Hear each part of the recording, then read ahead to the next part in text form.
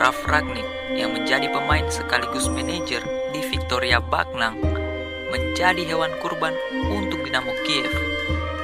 Tim Ukraina yang dulunya merupakan tim Soviet itu tinggal di dekat Jerman dan perlu melakukan pertandingan persahabatan menghadapi lawan yang lebih lemah hanya untuk menjaga agar kaki mereka tetap segar. Dinamo Kiev dilatih oleh Valery Levanovsky, seorang tokoh legendaris dalam sepak bola Soviet, dan permainannya yang mencekik tim Rangnick meninggalkan kesan abadi padanya. Setelah pertandingan, Rangnick memberi kutipan. Beberapa menit pertandingan dimulai. Ketika bola keluar untuk melakukan lemparan ke dalam, saya harus berhenti dan menghitung pemain mereka. Ada yang salah? Apakah mereka memiliki 13 atau 14 pemain di lapangan? Saya pernah bermain melawan tim papan atas sebelumnya. Kami selalu kalah tentu saja, tapi mereka setidaknya memberi kami sesekali momen untuk bernapas. Kiev adalah yang pertama kali saya hadapi yang secara sistematis menekan bola. Itu adalah pencerahan bagi saya dalam sepak bola untuk mengerti bahwa ada cara bermain yang berbeda. Cara bermain Levanovsky menginspirasi Rangnick untuk mengembangkan gegenpressing yang sekarang sangat populer. Gegenpressing pada akhirnya akan menjadi campuran dari apa yang Arrigo Sacchi lakukan di AC Milan dengan permainan menekan yang diperkenalkan Kiev kepadanya. Di akhir 80-an, dia juga bertemu dengan Helmut Gross dan mereka mulai mempelajari AC Milannya Arrigo Sacchi dan bahkan mulai menulis manual kepelatihan. Setelah itu, dia sering disebut sebagai manajer yang paling berpengaruh di sepak bola modern Jerman. Tetapi mengapa demikian? Mengingat dia tidak pernah memenangkan gelar Liga atau trofi Liga Champions dan hanya melatih satu musim penuh sepak bola sejak tahun 2011. Selamat datang di koran bola edisi keempat, Ralf Rangnick, Profesor Gegenpressing. Ja, ich bin da draußen eine Truppe voller Krieger. Ja, schlagt zurück mit allem, was ihr habt. Weil da, wo wir hinwollen, kriegen wir nichts geschenkt. Nirgendwo. Lahir dan dibesarkan di sebuah kota bernama Bagnang, Rangnick bermain sepak bola amatir sebagai gelandang untuk tim B Stuttgart dan beberapa tim lokal lainnya saat belajar untuk menjadi guru bahasa Inggris dan olahraga. Pada usia 22, ia mendapatkan lisensi A kepelatihan dan kemudian pada usia 25, ia menjadi pemain di klub kota kelahirannya, Viktoria Bagnang, serta melatih beberapa tim amatir lagi. Rangnick mendapatkan pekerjaan penuh pertamanya di sepak bola pada tahun 92 sebagai koordinator tim muda Stuttgart yang memenangkan Youth League. Tetapi 2 tahun kemudian, ia pergi ketika namanya tidak dipertimbangkan untuk pekerjaan asisten pelatih tim utama yang sedang kosong. Setahun berlalu dan Rangnick ditunjuk sebagai pelatih kepala untuk pertama kalinya di divisi ketiga, SSV Reutlingen, dan hampir membawa mereka promosi. Tetapi sebagai tanda awal dari hal-hal yang akan datang di masa depan, Rangnick menunjukkan sikap bahwa dia menginginkan kendali penuh dan tidak akan menghindari idenya. Idealisme seperti ini pisau bermata dua, dapat mendatangkan keuntungan dan masalah tergantung pada kondisi yang dihadapi. Setelah gagal dengan hierarki di Reutlingen, dia pindah ke tim divisi ketiga lainnya, SSV ULM.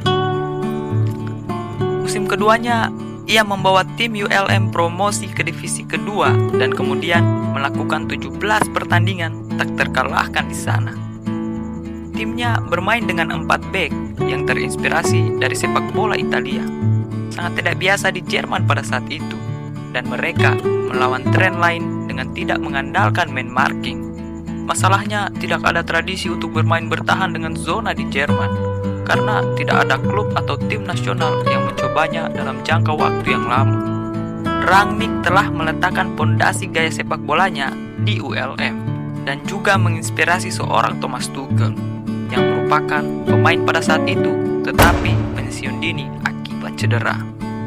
Tuchel berkata, dia membimbing kami dan dia benar-benar membuka mata untuk kami, karena kami percaya pada waktu itu di Jerman bahwa bek berjalan di belakang striker. Jadi dia menunjukkan kepada kami bahwa itu tidak perlu. Kami dapat bertahan di zona, kami dapat bertahan dalam 4 bek. Jadi semuanya benar-benar baru. Sejak saat itu mengubah cara saya menonton pertandingan sepak bola di televisi, dan dia sangat menuntut. Dia membuat kami tampil berlebihan sebagai sebuah tim. Kemudian Rangnick menjadi terkenal secara nasional ketika dia muncul di acara bincang-bincang olahraga Jerman untuk menjelaskan gaya bermain modernnya, membuatnya mendapatkan julukan profesor. Itu menjadi bahan candaan, tetapi bertahun-tahun kemudian itu menjadi sebuah kehormatan. Pertama-tama 4 bek hanyalah sarana untuk mengakhiri Anda. Apa yang benar-benar kami ingin lakukan adalah bermain dengan tekanan ekstrim. Kami ingin mencoba menyerang pemain lawan yang dikuasai dengan setidaknya 2 pemain kami. Jadi, penting bahwa para pemain memiliki struktur dasar, di mana mereka tahu bahwa yang lain mendukung mereka. Setelah itu, Rangnick dikaitkan dengan pekerjaan Bundesliga, tetapi dia tidak terburu-buru untuk meninggalkan ULM. Saya terikat kontrak dengan ULM hingga tahun 2000 tanpa klausul pelepasan, dan tidak ada yang berubah terkait hal ini. Namun, ada sesuatu yang berubah. Kali ini Stuttgart datang mengutuk pintu lalu menawarkan posisi sebagai pelatih kepala. Di Stuttgart, hasilnya tidak cukup memuaskan. Tetapi, Rangnick berhasil meletakkan beberapa dasar-dasar untuk kemenangan gelar klub 6 tahun kemudian yang didorong oleh pemain muda. Ia mendatangkan Alexander Hleb, memberikan debut kepada kiper akademi Timo Hildebrand, serta menggeser pemain bintang Krasimir Balakov dalam sebuah pertandingan. Dia berupaya untuk membuat tim menjadi lebih mudah, tetapi dia tidak mendapatkan kendali yang dia inginkan. Saya selalu memiliki pengalaman sebagai pelatih yang cukup lucu. Saya selalu paling sukses ketika saya lebih dari sekedar pelatih di pinggir lapangan, ketika saya bisa membawa ide-ide saya sendiri ke dalam klub. Itu mendorong kesuksesan berkelanjutan dengan cepat di klub seperti ULM, Hannover, dan Hoffenheim. Dan di beberapa klub seperti di Stuttgart, itu lebih sulit untuk dilakukan. Ia kemudian memiliki kontrol yang lebih besar pada pemberhentian berikutnya di Hannover. Sekali lagi, kita dapat melihat gaya bermain tim yang lebih lengkap. Ia langsung membawa Hannover promosi di musim pertamanya. Setelah 10 tahun, Hannover berada di divisi yang lebih rendah. Ada banyak alasan mengapa Rangnick selalu fokus untuk menurunkan tim muda. Tetapi di sini, ia juga mengandalkan Freddy Bobic yang sudah tua untuk memperoleh lebih banyak gol di Bundesliga. Dia sekali lagi dilaporkan bentrok dengan hierarki klub, dan menyusul hasil-hasil buruk, Rangnick dipecat. Tak lama setelah itu, ia diminta untuk menjadi asisten pelatih baru Jerman, Jurgen Klinsmann. Tapi dia menolaknya dan pekerjaan itu diberikan kepada Jogi Löw. Sebaliknya, Rangnick mendapat pekerjaan di klub yang bermain untuk Liga Champions dan divisi utama Bundesliga, Schalke. Sebagai pelatih, saya telah menunggu klub seperti ini, klub di mana saya bisa secara konsisten bermain untuk gelar Bundesliga. Bagi saya, itu adalah insentif dan bukan sesuatu yang saya rasakan sebagai pressure. Pressure adalah apa yang saya alami di Hannover. Saat Anda tahu, Anda akan kalah. Air tidak hanya sampai ke bibir bawah Anda, tetapi hampir sampai ke hidung Anda dalam pertempuran degradasi. Bagi saya, itu lebih banyak pressure negatif daripada apa yang kami miliki di sini, di Schalke. Setelah konferensi pers pertamanya itu, pressure negatif segera datang di Schalke setelah mereka tersingkir dari Piala Jerman dan Liga Champions di hari Natal. Dan Rangnick dengan cepat dibuat frustasi oleh sirkus media dan banyak suara yang mengganggu di klub besar ini. Saya muak dengan permainan politik ini, katanya. Di tengah rumor pemecatannya pada bulan Desember, Rangnick tiba-tiba mengungkapkan bahwa dia akan pergi pada akhir musim.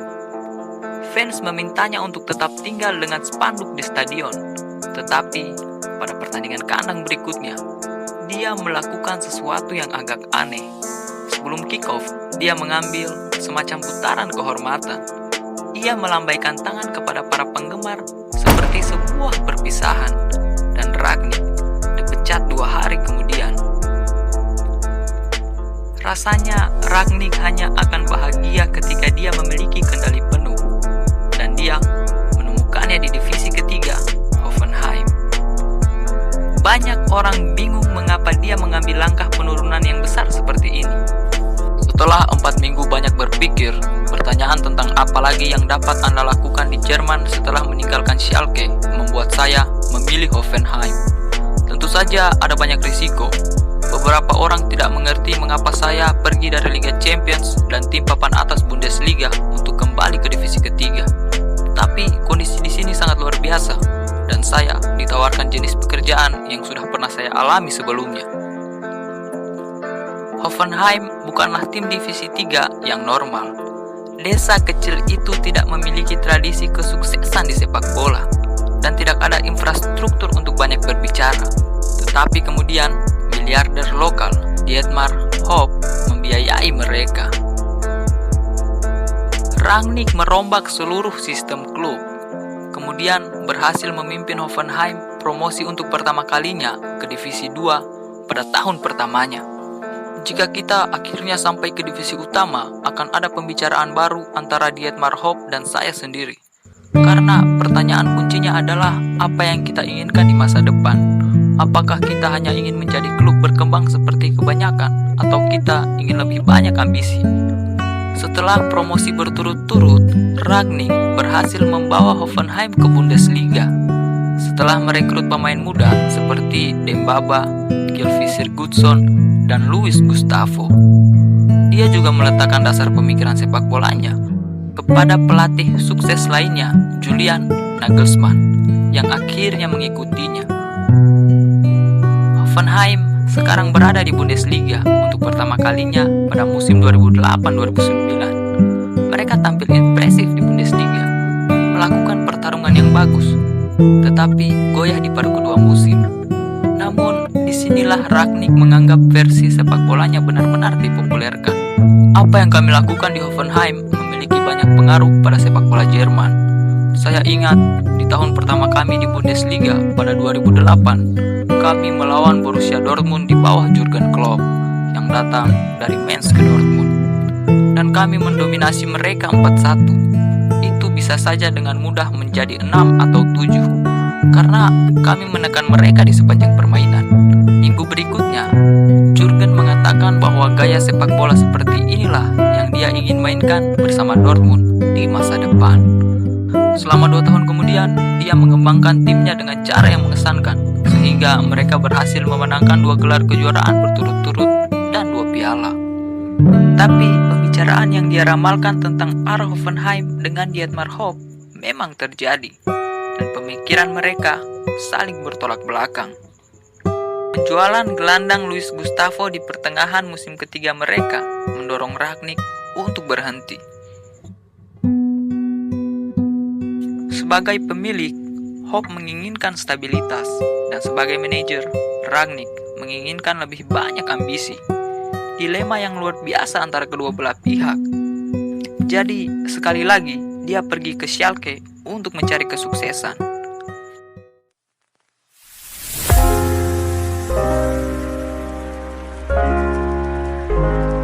Dia mengambil alih pada Maret 2011, mengalahkan Inter Milan di semifinal Liga Champions, dan kemudian kalah dari Manchester United di semifinal. Dia juga memenangkan Piala Jerman, gelar bergengsi pertamanya, dan untuk pertama kalinya dia memiliki bintang di dalam tim dalam bentuk Klaas-Jan Huntelaar di peak performance, dan legenda Real Madrid Raul Gonzalez yang masih cukup tajam di penghujung karirnya bersama Schalke. Terdengar seperti Ronaldo dan Cavani di United saat ini.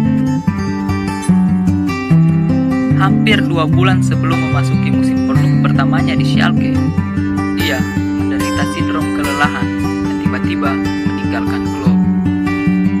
Kali ini Rangnick bentrok dengan dirinya sendiri dan bukan dengan hierarki klub. Jadi, kemana harus pergi setelah ini? Rangnick dianggap sebagai visioner dalam sepak bola, tetapi untuk satu alasan dan alasan lainnya, hal-hal terus saja berjalan salah. Setelah 10 bulan istirahat dari sepak bola, ia resmi memiliki peran baru sebagai direktur olahraga RB Salzburg, klub yang pernah dia sebutkan dalam wawancaranya dengan DW Kick-Off saat masih di Hoffenheim. Kami tidak memiliki kesamaan apapun dengan RB Salzburg dan Chelsea atau Dietmar Hopp dengan Abramovich atau Matthias Lietz. Perbedaan utama dari klub-klub itu adalah bahwa mereka mulai mendanai tim di divisi tertinggi dan kami mulai dari divisi 3 di sini. Selain perannya sebagai direktur di RB Salzburg, ia juga akan mengawasi pengembangan RB Leipzig yang baru saja didirikan.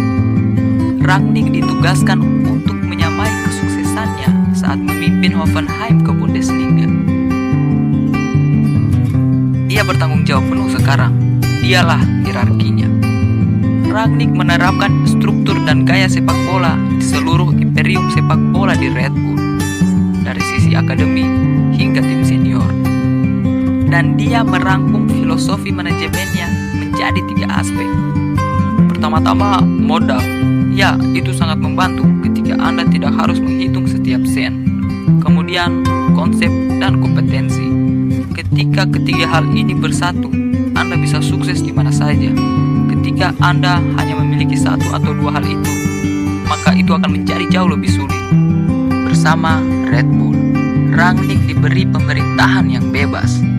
Di Salzburg, ia menyewa pelatih seperti Roger Schmidt, Adi Hutter, dan Hesi Mar, yang semuanya bertugas untuk memainkan high press, biasanya dalam formasi 4-2-2-2. Dan dia juga mengawasi perekrutan pemain muda, termasuk Naby Keita dan Sadio Mane, serta Joshua Kimmich dan Timo Werner di Leipzig.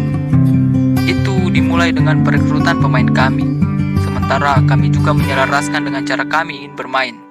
Jadi ide tentang bagaimana kami ingin bermain muncul terlebih dahulu, dan kemudian kami mencari pemain baru setelah itu. Jadi, apa yang ingin Rangnick cari dalam diri seorang pemain? Dilihat dari berbagai personel yang pernah bekerja dengannya di masa lalu, jawabannya mungkin berbeda-beda. Tetapi di kerajaan Red Bull, Rangnick sudah selesai beradaptasi, dan ada beberapa nilai inti yang dia cari. Kami membutuhkan pemain yang bermain untuk tim. Kami butuh pemain yang tidak langsung berselebrasi di depan supporter setelah mencetak gol. Setidaknya mereka harus merayakannya dengan rekan yang memberi umpan. Sebaliknya, Rangnick ingin para pemainnya menekan. Ia menyebutnya gegenpressing dan menambahkan angka 10. Dia menugaskan pemainnya untuk merebut bola dan menciptakan peluang dalam waktu yang terbatas. Dalam latihan taktik, kami melakukan banyak rondo, hampir selalu dengan aturan khusus, seperti batasan sentuhan, dengan poin khusus yang diberikan jika Anda berhasil memindahkan bola dari satu sisi ke sisi lain. Kami memiliki jam hitung mundur khusus yang dibuat untuk kami dan dioperasikan oleh asisten. Misalnya, ketika kami memiliki aturan 8 detik ini, 8 detik untuk kembali merebut bola setelah kehilangannya. Asisten menekan jam ketika bola hilang, dan kemudian para pemain juga mendengar jam ini berdetak dengan keras. Maka mereka harus merebut bola dalam waktu 8 detik ini. Atau sebaliknya, ketika kami dalam penguasaan bola, kami memiliki 10 detik untuk menyelesaikannya. Itu menjengkelkan dari waktu ke waktu jika Anda berhadapan dengan pemain yang belum pernah melakukan ini sebelumnya. Tetapi efek pelatihan ini menyebabkan perubahan dalam cara bermain hanya dalam beberapa minggu.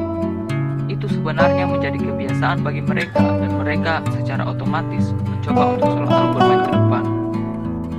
Rangnick tidak hanya sebagai direktur olahraga di Leipzig. Leipzig melesat jauh, dan Rangnick mengambil alih pekerjaan kepelatihan pada tahun 2015, musim kedua mereka di Bundesliga. Setelah berhasil mendapatkan promosi, ia menyerahkan kendali penuh kepada Ralf Hasenhuttl, lalu menjadi pelatih lagi 2 musim kemudian pada tahun 2018, mengisi kekosongan sampai kedatangan Nagelsmann.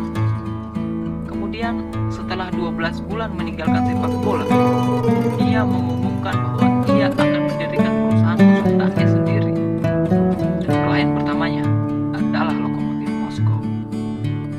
Tetapi itu tidak berlangsung lama. Saat ini, Rangnick sedang menjadi pelatih sementara untuk Manchester United dan kemudian akan menjadi konsultan olahraga setelah pelatih yang baru telah datang.